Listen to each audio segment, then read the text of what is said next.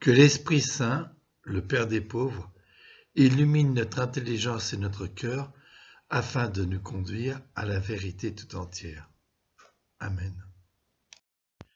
L'histoire de Joseph se déroule du chapitre 37 au chapitre 50 de la Genèse, soit un quart de la Genèse. Cela nous montre l'importance de cette histoire.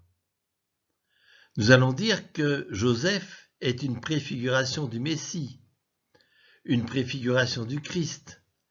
Mais est-ce bien justifié? Saint Méliton de Sardes, un père de l'Église, nous dit ceci. C'est lui, c'est-à-dire le Christ, qui endura bien des épreuves en un grand nombre de personnages qui le préfiguraient. En Abel, il a été tué. En Isaac, il a été lié sur le bois. En Jacob, il a été exilé. En Joseph, il a été vendu. En Moïse, il a été exposé à la mort. Dans l'agneau, il a été égorgé. En David, il a été en butte aux persécutions. Dans les prophètes, il a été méprisé. Mais si on développe un peu, nous verrons que, en Joseph, il y a de nombreuses analogies avec la vie du Christ. Joseph n'est pas à proprement parler un patriarche, qui sont Abraham, Isaac et Jacob. Il est le premier auquel Dieu ne parle pas directement, mais Dieu lui parle en songe. Il est le personnage charnière entre la famille et le peuple. Il est une graine semée en Égypte, graine qui va se développer jusqu'à ce que le peuple soit nombreux et expulsé au travers de 2 murailles d'eau pour accoucher du peuple hébreu conduit par Moïse. En Joseph, nous allons voir la problématique de l'intériorité et de l'extériorité, par les vêtements et les pleurs nombreuses de Joseph. Chapitre 37. Jacob habita la terre où son père était venu en immigré, la terre de Canaan. Joseph, âgé de 17 ans, faisait paître le petit bétail avec ses frères. Le jeune homme accompagnait les fils de Bila et les fils de Zilpa, femme de son père. Il fit part à leur père de la mauvaise réputation de ses frères. Joseph accompagnait les fils de Bila et les fils de Zilpa. Curieusement, on ne parle pas des fils de Léa. Rachi explique que Joseph s'attachait aux fils de Bila et aux fils de Zilpa, car les fils de Léa, Ruben, Siméon, Lévi et Juda, le méprisaient. Pourquoi cela? Probablement à cause de son statut de fils préféré, mais aussi parce que Joseph était le fils de Rachel, la rivale de leur mère Léa. Il fit part à leur père de la mauvaise réputation de ses frères. Joseph semble médisant. D'autres traductions disent « Joseph débitait sur leur compte des médisances à leur père » ou bien « Joseph rapportait à leur père leurs mauvais propos ». Israël, c'est-à-dire Jacob, aimait Joseph plus que tous ses autres enfants, parce qu'il était le fils de sa vieillesse, et il lui fit faire une tunique bariolée. Ève préférait Caïn, Isaac préférait Ésaü, et Jacob reproduit le même schéma avec Joseph. L'échec de l'éducation des aînés, en particulier Ruben, Siméon et Lévi, fait mettre tout l'espoir de Jacob en Joseph. Et Joseph est gâté par son père. Il lui offre cette tunique de grand prix, ou tunique multicolore, ou tunique à longue manche selon les traductions, Kétonet Passim.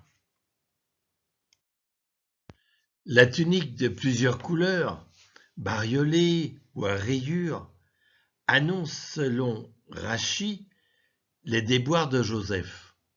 Si on prend les différentes lettres de Passim, on commence par le P, comme Putiphar, Shamek, comme Soharim, les marchands, Yod, comme les Ismaélites, et même comme les Madianites.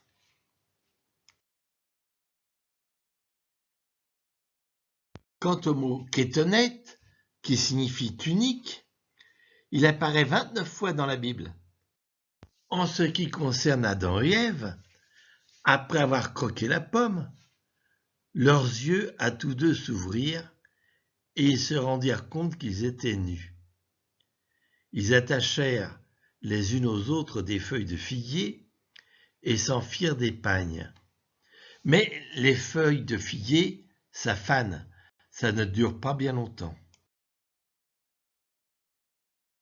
Alors le Seigneur Dieu fit à l'homme et à sa femme des tuniques de peau et les en revêtit.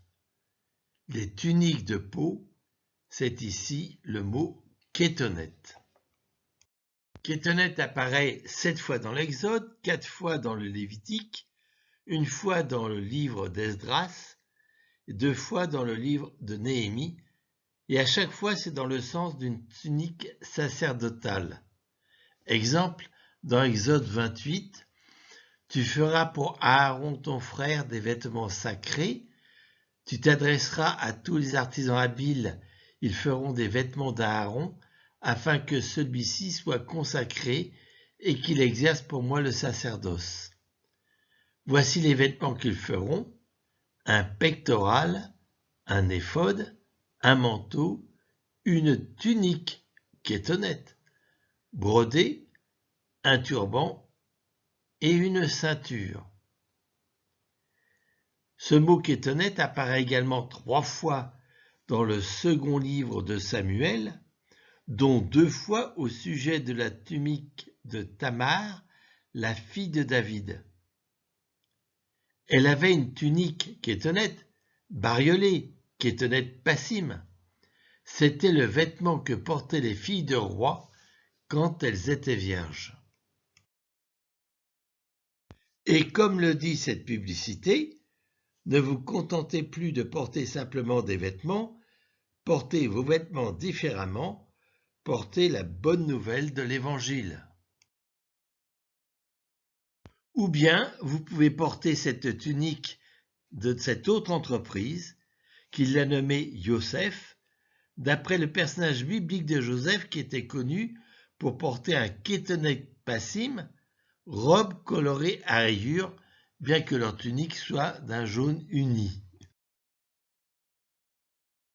Et saint Paul nous dit dans l'épître aux Galates, « Vous tous que le baptême a unis au Christ, vous avez revêtu le Christ. » Robe de baptême, robe de profession de foi, robe de mariage. Et dans l'Apocalypse, ils ont lavé leurs robes, ils les ont blanchies par le sang de l'agneau. En voyant qu'il leur préférait Joseph, ses autres fils se mirent à détester celui-ci, et ils ne pouvaient plus lui parler sans hostilité.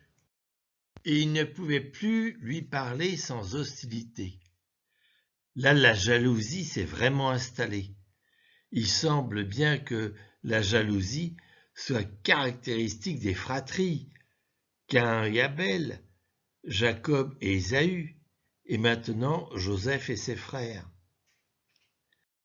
Joseph eut un songe et le raconta à ses frères, qui l'en détestèrent d'autant plus. « Écoutez donc, leur dit-il, le songe que j'ai eu. Nous étions tous à la moisson, en train de lier des gerbes de blé. Soudain, ma gerbe se dressa et resta debout. Toutes vos gerbes vinrent alors l'entourer et s'incliner devant elle. « Est-ce que tu prétendrais devenir notre roi et dominer sur nous ?» lui demandèrent ses frères. Ils le détestèrent davantage à cause de ses rêves et des récits qu'il en faisait. Il eut encore un autre songe et le raconta à ses frères. Il leur dit, « Écoutez, j'ai encore eu un songe. voici que le soleil, la lune et 11 étoiles se prosternaient devant moi. Il le raconta également à son père, qui le réprimanda et lui dit : Qu'est-ce que c'est que ce songe que tu as eu ? Nous faudra-t-il venir, moi, ta mère et tes frères, nous prosterner jusqu'à terre devant toi ? Ta mère, il s'agit de Rachel, mais elle est décédée à la naissance de Benjamin. Dans le Midrash Rabbah, on peut lire : Le saint béni soit-il dit à Jacob, est-ce que Rachel n'est pas morte ? Et pourtant tu dis à Joseph ta mère. Tu devrais dire ta belle-mère ou celle qui t'a élevé. Jacob n'a pas voulu révéler à Joseph que son rêve se réaliserait bien après la mort de Rachel. Pour les pères de l'Église, Origène, Ambroise ou Augustin, Joseph représente le Christ, rejeté, humilié, puis élevé, et la lune représente l'Église qui se prosterne devant le Christ. Ses frères furent jaloux de lui, mais son père retint la chose.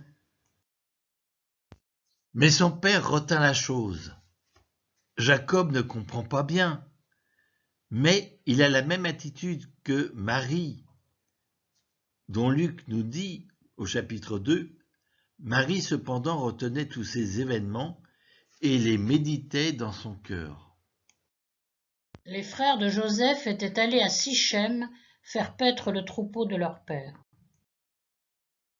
Sichem, c'est là que Jacob avait acheté un terrain. Cela nous a été relaté au chapitre 33. Pour 100 pièces d'argent, il acheta au fils de Hamor, père de Sichem, la parcelle de champ où il avait dressé sa tente. Israël dit à Joseph : Va voir comment se portent tes frères et comment va le troupeau, et rapporte-moi des nouvelles. C'est de la vallée d'Hébron qu'il l'envoya, et Joseph parvint à Sichem. Va voir comment se portent tes frères. Joseph est envoyé par son père vers ses frères. Ainsi, Moïse va être envoyé par le Seigneur vers les fils d'Israël, ce que l'on peut lire en Exode 3. Tu parleras ainsi aux fils d'Israël, celui qui m'a envoyé vers vous, c'est le Seigneur, le Dieu de vos pères. Quant à Jésus, Saint Jean nous dit au chapitre 5, c'est le Père qui m'a envoyé. Puis, je suis venu au nom de mon Père, et vous ne me recevez pas. Pour saint Ambroise, l'envoi de Joseph par Jacob auprès de ses frères symbolise l'incarnation du Christ. Sa tunique tachée, symbolisant la mort, et la sortie de la citerne au bout de 3 jours et 3 nuits, la résurrection. Un homme le rencontra alors qu'il était perdu en pleine campagne et lui demanda : Que cherches-tu ? Il répondit : Je cherche mes frères. Indique-moi donc où ils font paître le troupeau. L'homme dit : Ils sont partis d'ici et je les ai entendus dire : Allons à Dothan. Joseph continua donc à chercher ses frères et les trouva à Dothan.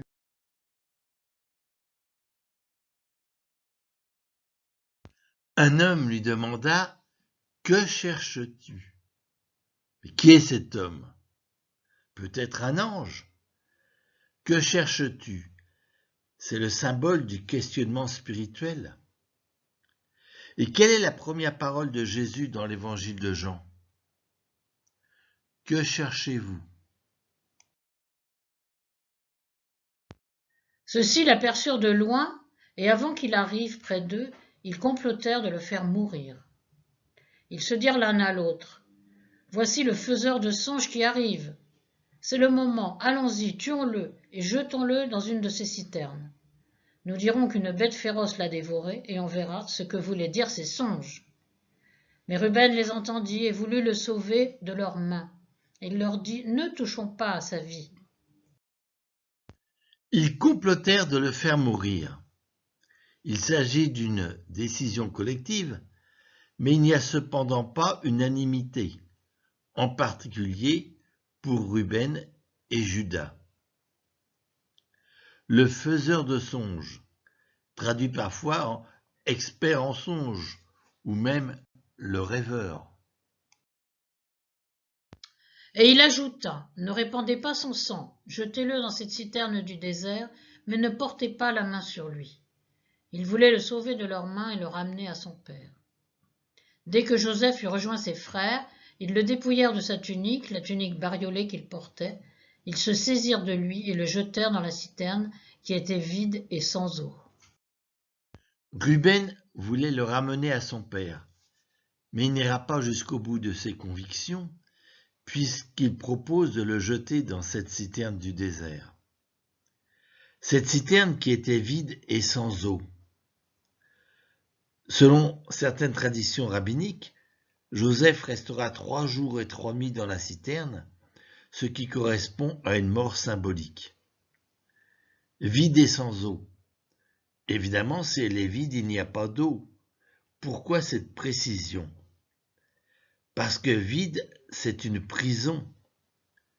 Et sans eau, privé d'eau vive, Joseph aura soif.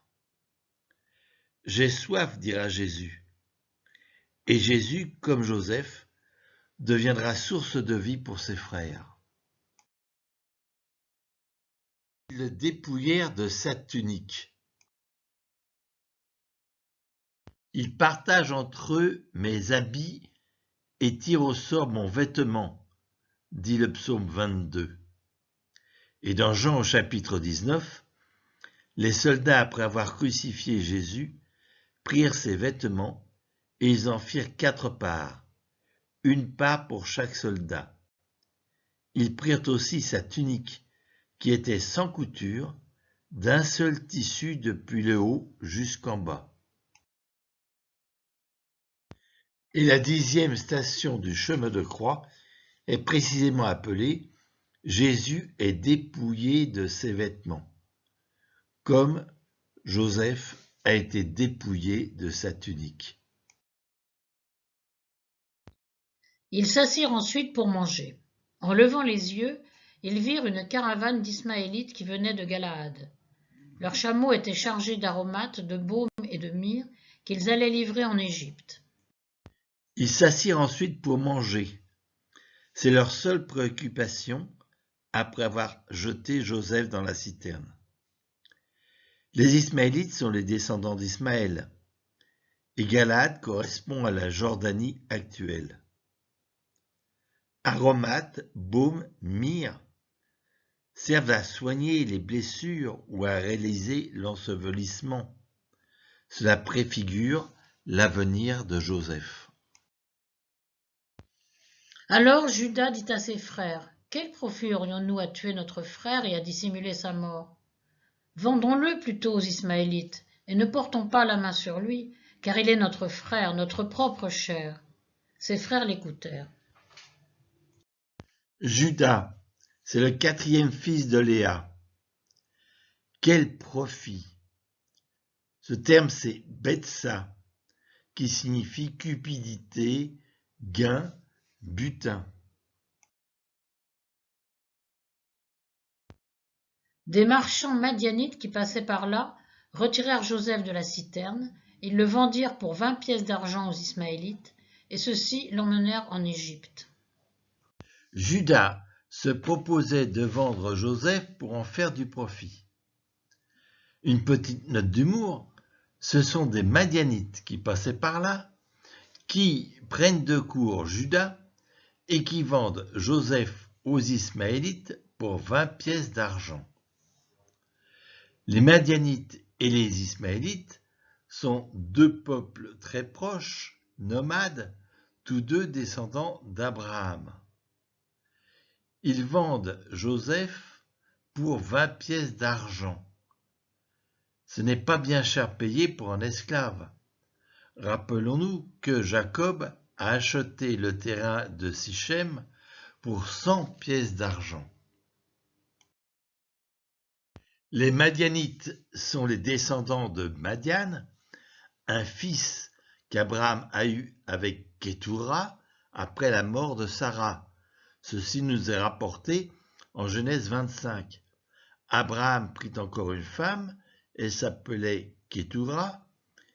Elle lui donna Ziman, Yoshan, Médan, Madian, Ishbat et Shua. Judas Iscariote se rendit chez les grands prêtres et leur dit : « Que voulez-vous me donner si je vous le livre ?» Ils lui remirent 30 pièces d'argent. Judas Iscariote était vraisemblablement de la tribu de Juda, comme Jésus lui-même, mais alors que la plupart des apôtres étaient des Galiléens, Judas venait certainement de Judée. Iscariote, provenant de Ish-Kériote, homme de Kériote, dont Josué nous dit qu'il s'agit d'une ville de la tribu de Juda. Les villes de l'extrémité de la tribu de Juda vers la frontière d'Édom, dans le Negev, étaient Kériote. Ce tableau de Tissot nous montre Jésus au fond d'une citerne ou d'une fosse. Cela n'est pas de l'Évangile, mais c'est de tradition, et à Saint-Pierre en Gallicante, on voit la fosse où Jésus a été déposé. En fait, cela provient du psaume 87. « Tu m'as mis au plus profond de la fosse, en des lieux engloutis, ténébreux. » Et Catherine Emmerich dit dans ses visions : Jésus était enfermé dans un petit cachot voûté dont une partie subsiste encore. Quand Ruben revint à la citerne, Joseph n'y était plus. Il déchira ses vêtements, revint vers ses frères et dit : L'enfant n'est plus là. Et moi, où vais-je donc aller, moi ? Le mot vêtement, ici utilisé, est beged. Beged signifie vêtement, mais aussi perfidie, tromperie. On peut se cacher derrière ses vêtements. Ruben est-il vraiment sincère ? Ou pense-t-il à lui-même ? Et moi, et moi, et moi. 700 millions de Chinois, et moi, et moi, et moi.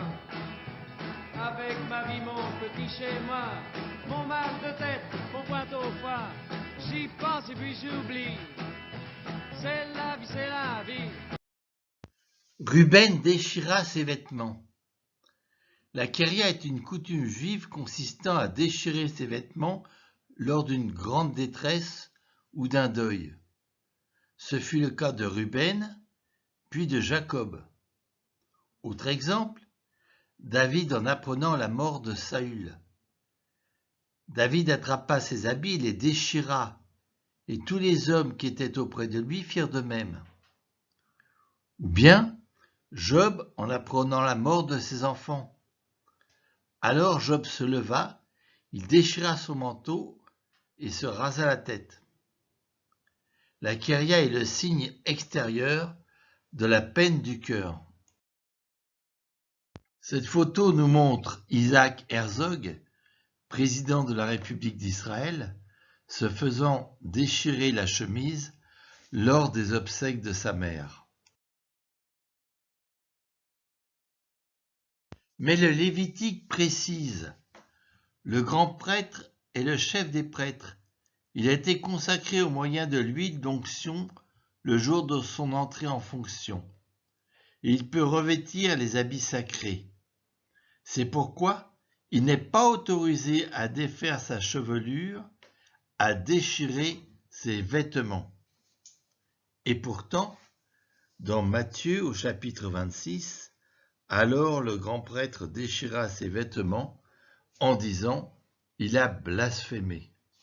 Et le prophète Joël déclare : « Déchirez vos cœurs et non pas vos vêtements, et revenez au Seigneur, votre Dieu, car il est tendre et miséricordieux, lent à la colère et plein d'amour. » Cette pratique consistant à déchirer ses vêtements se retrouve dans les Actes des Apôtres au chapitre 14, lorsque Paul guérit un infirme à Lystre et que Paul et Barnabé sont pris pour des dieux. Au verset 14, il nous est dit, apprenant cela, les apôtres Barnabé et Paul déchirèrent leurs vêtements. Ils prirent alors la tunique de Joseph, égorgèrent un bouc et trempèrent la tunique dans le sang. Ils égorgèrent un bouc et trempèrent la tunique dans le sang. Il s'agit d'une préfiguration de la mort et de la résurrection. Mais ici, le sang d'un bouc est versé. C'est le sacrifice du bouc qui se substitue à Joseph. De même que le bélier a remplacé Isaac. Mais Joseph, que son père croit mort, va ressusciter comme premier ministre de Pharaon. Par ailleurs, Jacob a trompé son père Isaac en mettant une peau de bouc. Cette fois-ci, il est trompé par le sang d'un bouc. Puis ils firent porter à leur père la tunique bariolée avec ce message. Nous avons trouvé ceci. Regarde bien. Est-ce ou n'est-ce pas la tunique de ton fils? Ils firent porter. Contrairement au tableau de Velázquez ci-contre, ce ne sont pas ses propres fils qui apportent la tunique à leur père, mais ils la firent porter avec un message. Ils ne mentent pas directement, ils laissent la tunique ensanglantée parler à leur place. Il la reconnut et s'écria, « La tunique de mon fils, une bête féroce a dévoré Joseph. Il a été mis en pièces. » La tunique de mon fils. Jacob reconnaît la tunique, mais ne questionne pas. L'amour qu'il porte à Joseph le rend aveugle. Il n'imagine pas un instant que ses propres fils puissent être impliqués. Jacob a lui-même trompé son propre père, il est maintenant trompé par ses fils. Nous espérions que c'était lui qui allait délivrer Israël. Mais avec tout cela, voici déjà le 3e jour qui passe depuis que c'est arrivé. Les pèlerins d'Emmaüs ont également vu des signes. La croix, Jésus déposé au tombeau, et ils n'imaginent pas que le Christ puisse être ressuscité. Jacob déchira ses vêtements, mit un sac sur ses reins, et porta le deuil de son fils pendant de longs jours. Jacob déchira ses vêtements. Ici, vêtements, ce n'est plus Béged, mais Simla. Vêtements, manteaux, draps, couvertures. Et Jacob déchira ses vêtements. C'est le même terme utilisé lorsque Sem et Japheth prirent la couverture pour recouvrir leur père Noé qui était nu. Jacob déchire ses vêtements, il se met à nu. La peine de Jacob est sincère. Et c'est le début des années que vivra Jacob dans cette fausse croyance. Même lorsque nous croyons que tout est perdu, Dieu travaille pour préparer notre consolation. Ses fils et ses filles se mirent tous à le consoler, mais il refusait les consolations, en disant « C'est en deuil que je descendrai vers mon fils au séjour des morts. » Et son père le pleura. Mais il refusait les consolations. Cela évoque la phrase de Jérémie, « C'est Rachel qui pleure ses fils, elle refuse d'être consolée, car ses fils ne sont plus. » Joseph est bien le fils de Rachel, mais c'est Jacob qui est inconsolable. Quant aux Madianites, ils le vendirent en Égypte à Putiphar, dignitaire de Pharaon et grand intendant. Quant aux Madianites, ils le vendirent, mais les Madianites ont déjà vendu Joseph aux Ismaélites. Les deux termes sont certainement interchangeables. Putiphar, ce qui signifie l'offrande de Ra. grand intendant ou eunuque de Pharaon. Le chapitre 38 est un intermède dans l'histoire de Joseph.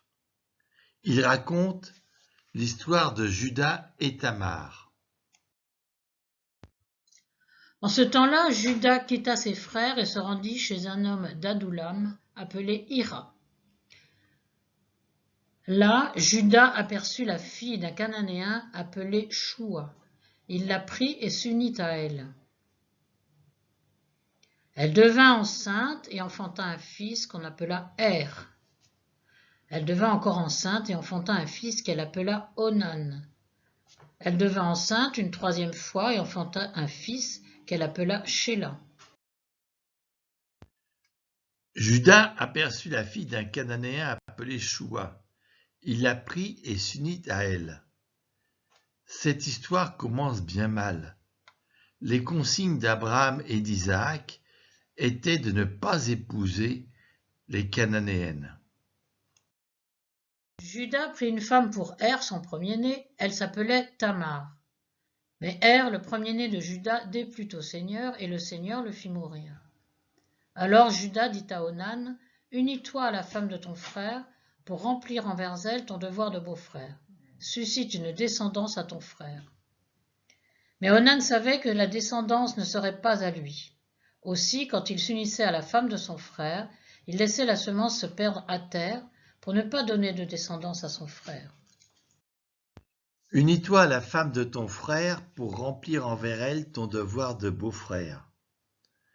Nous sommes ici avant la formulation de la loi du Lévirat.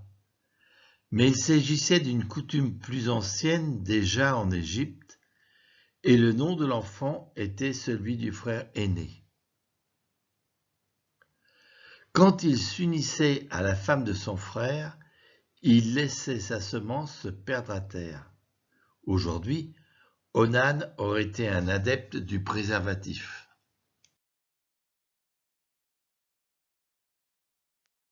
Onan pêche gravement, car il contourne ainsi la loi du Lévirat, qui était une loi familiale incontournable à l'époque.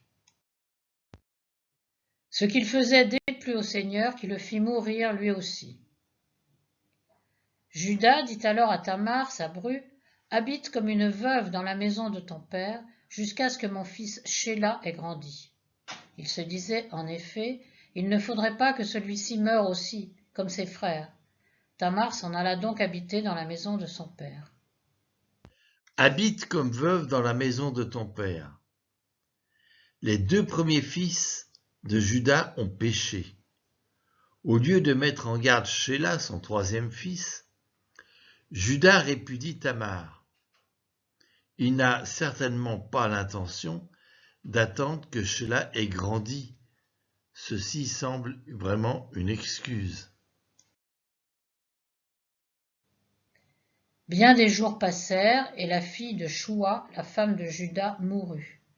Quand Juda fut consolé, il monta à Timna, chez les tondeurs de son troupeau, avec son ami Hira, qui était d'Adoulam. On informa Tamar, « Voici que ton beau-père monte à Timna pour la tonte de son troupeau. » Alors elle ôta ses vêtements de veuve, se couvrit d'un voile, se rendit méconnaissable et s'assit à l'entrée d'Énaïm sur le chemin de Timna. Juda l'aperçut et la prit pour une prostituée, puisqu'elle avait couvert son visage. Tamar ôte ses vêtements de veuve. Vêtements, c'est ici béguède. Encore une fois, tromperie. Tamar va utiliser cette astuce pour se faire justice. Il se dirigea vers elle au bord du chemin et dit, « Permets donc que j'aille avec toi. » En effet, il n'avait pas reconnu sa bru. Il dit, « Je t'enverrai un chevreau de mon troupeau. » Elle reprit, « Oui, si tu me donnes un gage jusqu'à ce que tu l'envoies. » Et lui, « Quel gage vais-je te donner ?» Elle répondit, « Ton seau à cacheter, ton cordon et le bâton que tu tiens en main. » Il les lui donna et s'unit à elle, et elle devint enceinte de lui. Judas envoya le chevreau par l'intermédiaire de son ami Adoulam pour reprendre le gage des mains de la femme. Celui-ci ne la trouva pas. Il interrogea les gens de l'endroit. Où est la prostituée qui se trouvait à Énaïm au bord de la route? Ils répondirent, il n'y a jamais eu là de prostituée. Il retourna donc chez Judas et dit, je ne l'ai pas trouvée, et les gens de l'endroit m'ont même déclaré qu'il n'y avait jamais eu là de prostituée. Judas répondit, qu'elle garde tout pour elle. Ne nous couvrons pas de ridicule, moi qui lui ai envoyé un chevreau, et toi qui ne l'as pas trouvé. Or, 3 mois plus tard, on informa Judas. Ta bru Tamar s'est prostituée, et voilà même qu'elle est enceinte. Judas déclara qu'on la jette dehors et qu'on la brûle. Tandis qu'on la jetait dehors, elle envoya dire à son beau-père, c'est de l'homme à qui appartiennent ces objets que je suis enceinte. Et elle ajouta, regarde donc bien à qui appartiennent le seau à cacheter, le cordon et le bâton que voici. Judas les reconnut et dit, elle est plus juste que moi, car de fait, je ne l'ai pas donnée à mon fils Shéla. Et désormais, il ne s'unit plus à elle. Elle est plus juste que moi, car de fait, je ne l'ai pas donnée à mon fils Shéla. Judas reconnaît sa faute. C'est le début de sa conversion. Or, quand elle accoucha, on s'aperçut qu'elle portait des jumeaux. Pendant l'accouchement, l'un d'eux présenta une main que la sage-femme saisit, elle y attacha un fil écarlate en disant « Celui-ci est sorti le premier ». Une naissance qui rappelle un peu celle de Jacob et Ésaü. Mais il retira sa main et c'est son frère qui sortit. La sage-femme dit « Quelle brèche tu as ouverte ?» et on l'appela Pérès. Son frère sortit ensuite, lui qui avait à la main le fil écarlate. On l'appela Zéra. Péretz, qui signifie brèche. Péretz sera l'ancêtre de David et donc de Jésus. Dans la généalogie de Matthieu, on peut lire « Judas de son union avec Tamar engendra Pharès et Zara ». Chapitre 39. Le Seigneur était avec Joseph et tout lui réussissait. Il vivait dans la maison de son maître l'Égyptien. Ce dernier vit que le Seigneur était avec Joseph et faisait réussir tout ce qu'il entreprenait. Joseph trouva grâce aux yeux de son maître qui l'attacha à son service. Il lui donna autorité sur sa maison et remit entre ses mains tout ce qu'il possédait. Dès que l'Égyptien eut confié cette charge à Joseph, le Seigneur bénit sa maison à cause de Joseph, et la bénédiction du Seigneur s'étendit sur tout ce que possédait l'Égyptien, sa maison et ses champs. Joseph avait belle allure et il était agréable à regarder. Joseph était agréable à regarder, comme le fruit de l'arbre. La femme s'aperçut que le fruit de l'arbre devait être savoureux, qu'il était agréable à regarder et qu'il était désirable. Joseph doit être désirable. La femme de son maître leva les yeux sur Joseph et dit « Couche avec moi ». Pour la défense de la femme de Potiphar, on peut se demander si Potiphar n'était pas l'eunuque de Pharaon. Mais il refusa et répondit à la femme de son maître « Voici que mon maître ne s'occupe plus de rien dans la maison. Tout ce qu'il possède, il l'a remis entre mes mains. » Mon maître ne s'occupe plus de rien dans la maison. Il a tout remis entre les mains de Joseph. Nous reverrons cela d'autres fois dans l'histoire de Joseph. Dans cette maison, il ne m'est pas supérieur et il ne me refuse rien, sinon toi, car tu es sa femme. Comment donc pourrais-je commettre ce grand mal et pécher contre Dieu ? Chaque jour, elle insistait auprès de Joseph, mais lui n'acceptait pas de partager sa couche et d'être à elle. Vint le jour où Joseph entra dans la maison pour faire son travail, alors qu'aucun domestique n'était là. La femme l'attrapa par son vêtement en disant « Couche avec moi », mais il abandonna le vêtement entre ses mains et s'enfuit au dehors. Son vêtement, ici, Béged. Joseph va donc perdre son vêtement égyptien pour redevenir un Hébreu.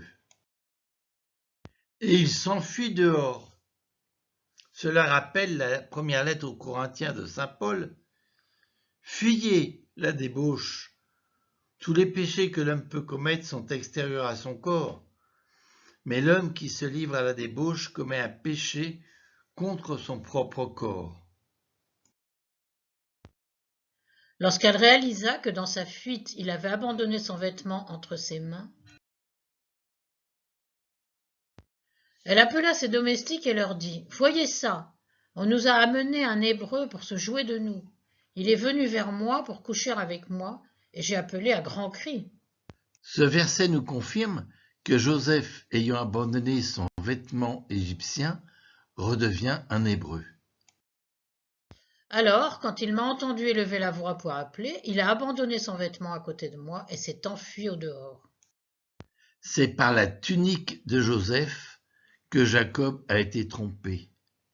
Ici, la femme de Potiphar va utiliser le vêtement de Joseph, Bégued, tromperie, pour tromper ses serviteurs et son mari.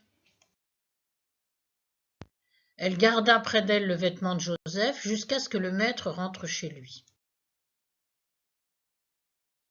Elle lui tint alors le même langage. « Le serviteur hébreu que tu nous as amené est venu vers moi pour se jouer de moi. Mais j'ai appelé à grands cris, et il a abandonné son vêtement à côté de moi et s'est enfui au dehors. » Quand le maître entendit sa femme lui dire « Voilà comment ton serviteur a agi envers moi », il s'enflamma de colère.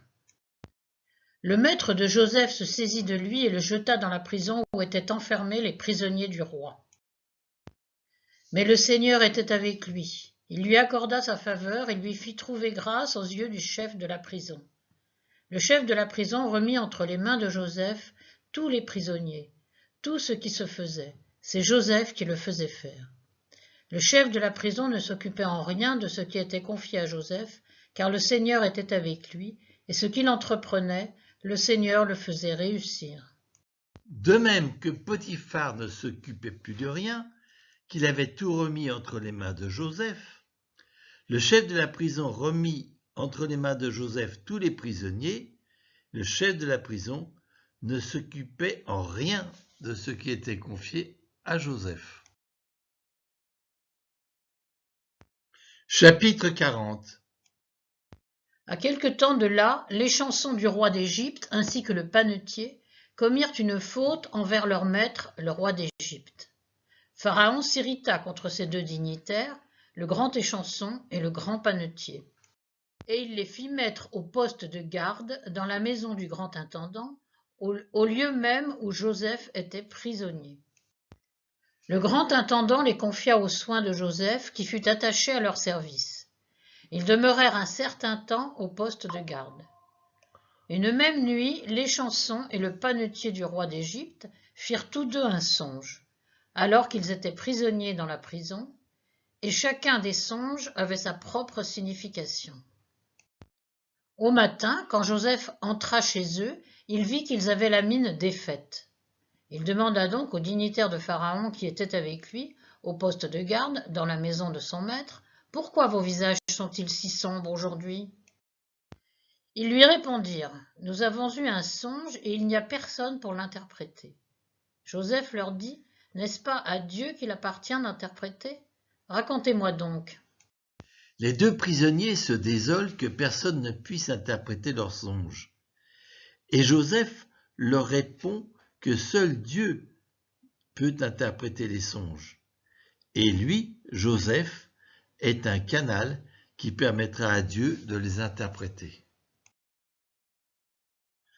Racontez-moi donc. Joseph a de la sollicitude pour ces deux prisonniers. Le grand échanson raconta à Joseph le songe qu'il avait fait. J'ai rêvé qu'une vigne était devant moi. Elle portait 3 sarments. Elle bourgeonnait, fleurissait, puis ses grappes donnaient des raisins mûrs. J'avais entre les mains la coupe de Pharaon. Je saisissais les grappes, je les pressais au-dessus de la coupe de Pharaon, et je lui remettais la coupe entre les mains. Joseph lui dit, « Voici l'interprétation. Les 3 sarments représentent 3 jours. Encore 3 jours et Pharaon te relèvera la tête, il te rétablira dans ta charge et tu placeras la coupe entre ses mains, comme tu avais coutume de le faire précédemment quand tu étais son échanson. » Pharaon te relèvera la tête. Pharaon, comme Dieu, peut te relever même quand tu es au fond du gouffre. Mais quand tout ira bien pour toi, pour autant que tu te souviennes d'avoir été avec moi, montre ta faveur à mon égard. Rappelle-moi au souvenir de Pharaon et fais-moi sortir de cette maison. En effet, j'ai été enlevé au pays des Hébreux, et là non plus je n'avais rien fait pour qu'on me jette dans la citerne. Et là non plus, je n'avais rien fait pour qu'on me jette dans la citerne. Joseph a bien conscience d'une injustice qui lui est faite par 2 fois. Et pourtant, il ne se révolte pas. Il a confiance en Dieu. Voyant que Joseph avait fait une interprétation favorable, le grand panetier lui dit « Moi, j'ai rêvé que je portais sur la tête 3 corbeilles de gâteaux. Et dans la corbeille d'au-dessus, il y avait tous les aliments que le panetier fabrique pour la nourriture de Pharaon, et les oiseaux picoraient dans la corbeille au-dessus de ma tête. » Joseph répondit, « Voici l'interprétation. Les 3 corbeilles représentent 3 jours. Encore 3 jours et Pharaon te relèvera la tête, il te pendra à un arbre et les oiseaux picoreront ta chair. » Le 3e jour, jour anniversaire de Pharaon, celui-ci fit un festin pour tous ses serviteurs. Il éleva la tête du grand échanson et celle du grand panetier en présence de ses serviteurs. Il rétablit dans sa charge le grand échanson et celui-ci plaça la coupe entre les mains de Pharaon. Mais le grand panetier, il le pendit comme l'avait annoncé Joseph. Toutefois, le grand échanson ne se souvint pas de Joseph, il l'oublia.